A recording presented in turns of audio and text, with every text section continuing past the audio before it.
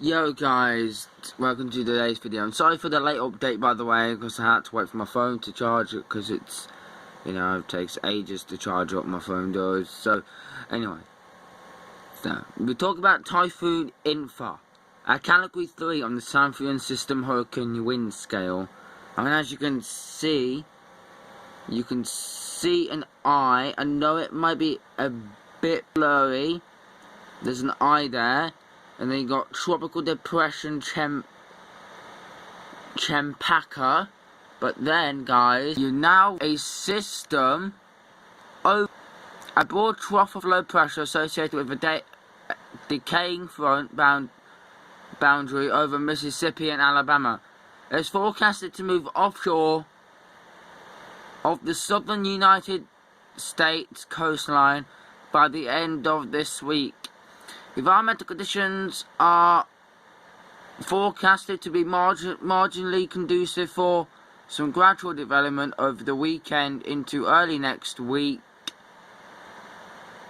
while the system meanders offshore off the coast of South Carolina, Georgia, and northeast Florida. They're giving it a 0% chance of formation in the next 48 hours and a 12% and a 20% chance in the next 5 days.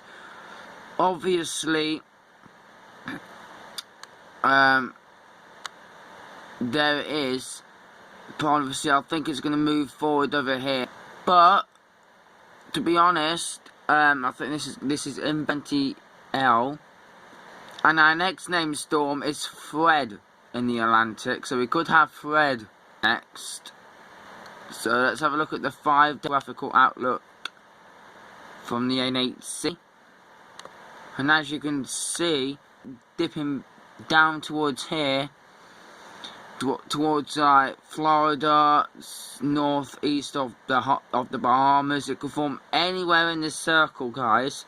So just have to keep an eye out. It could form some gradual development over the week into early next week, while the system meanders offshore of, this places. There's nothing active in the Eastern Pacific, because, Felicia's dead, and Guillermo's dead, but all we need to talk about is Typhoon Infa and its effects to Q Islands, the Japanese island chain, and Taiwan and Eastern China. So this is the forecast. Well, this is for Champi. No, not Champi.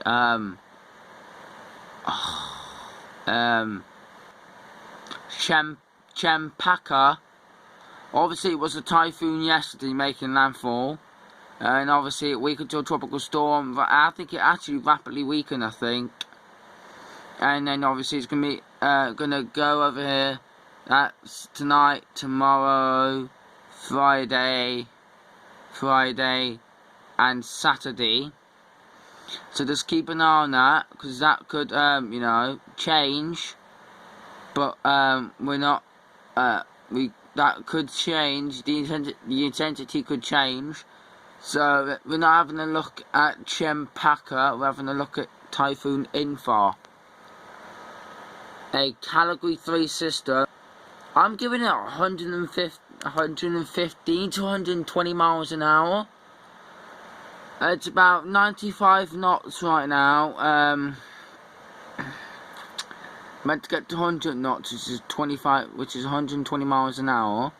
So I think it's a bit stronger. I'll show some satellite imagery of the Western Pacific on Weather Nerds, because Weather Nerds is a good app. I'll suggest that you go and so storm floaters. Felicia's dead. Guillermo's dead. Where's Cempaka? I'll show you Infa. Infa's all even smaller now. Don't tell me it's going to eyewall replacement cycle like Goni did last year. Don't remember Goni. Look back on other people's videos. Well, obviously I didn't. 2020 I didn't do videos, but its eye is massive though. To be honest, I thought its eye was turning small, but its eye is absolutely massive. Look at that massive eye. That is the biggest eye on the on a typhoon. Like, I don't know if going through an eyewall replacement cycle, but as you can see, the eye's getting smaller. It gets bigger. By the latest frames, it gets smaller. So I don't know if it's going through an eyewall replacement cycle or it's contracting its eye towards a pinhole eye. If it contracts its eye towards a pinhole eye, then that means then rapid intensification could go on from, like, say 115 to like 165 miles an hour, but that's not going to happen.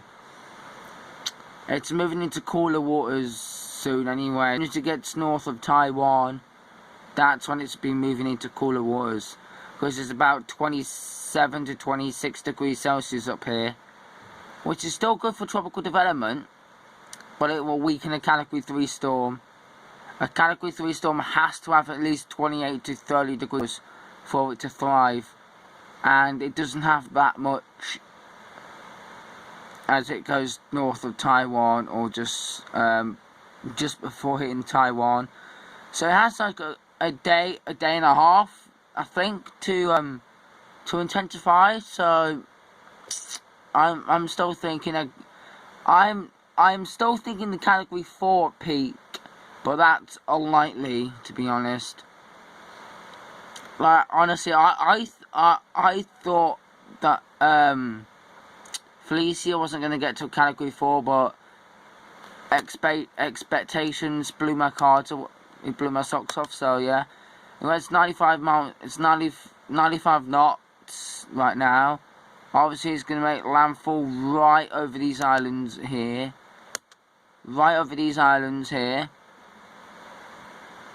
So get your typhoon preparedness kits ready, because I'm going to show you some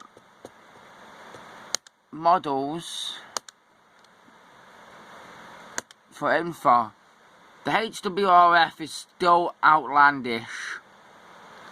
They are peaking as a Category 4 system. Still, it's a very strong Category 4.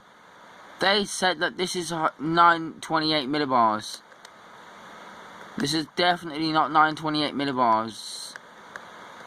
If this is 928 millibars, that will be a Category 5 right there, or 4.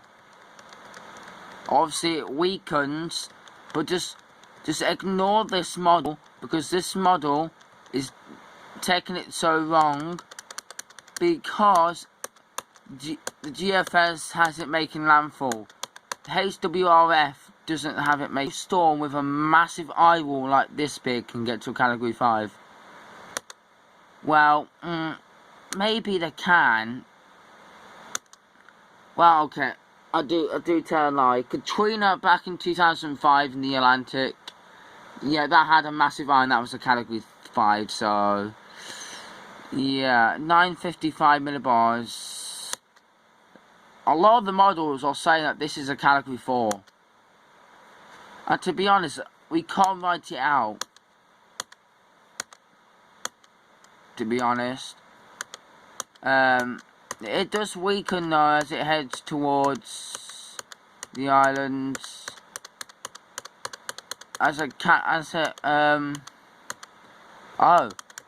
yeah. What? The GFS doesn't have it making landfall. The GFS does not have it making landfall.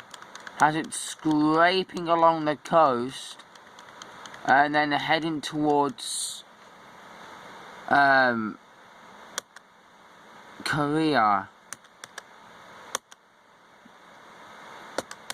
Right, come on, Canadian model, do not get infa mixed up.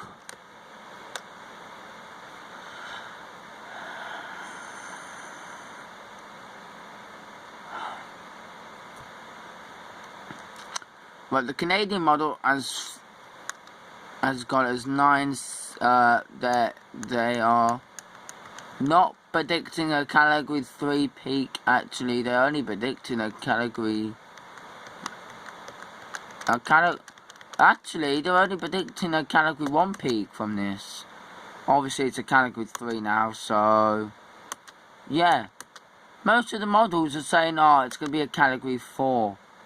And to be honest, I don't think it's a category 4 unless Force 13 is declared a category 4. I don't think the JTWC is declared a category 4. The JMA is still at, oh, the 00 now. The 00 run is out. I thought the 12Z run was out. Oh, it's the 00 run for, July the 21st. Obviously, it's now, the pressure is now 960. It's meant to get to 949 by tonight. 930 it's meant to get up to. Don't think, oh, it's going to be a category 5, oh, it's going to go right over me as a category 5. No, it's not. A category 5 pressure starts at, 930. That's only for you in the Atlantic, though. As you can see, it makes no landfall in North Taiwan. Scrape, but actually makes a landfall in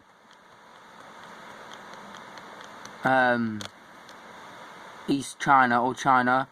I think near Shanghai.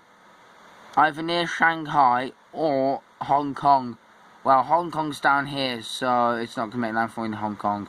It might make landfall in Shanghai, not around that area.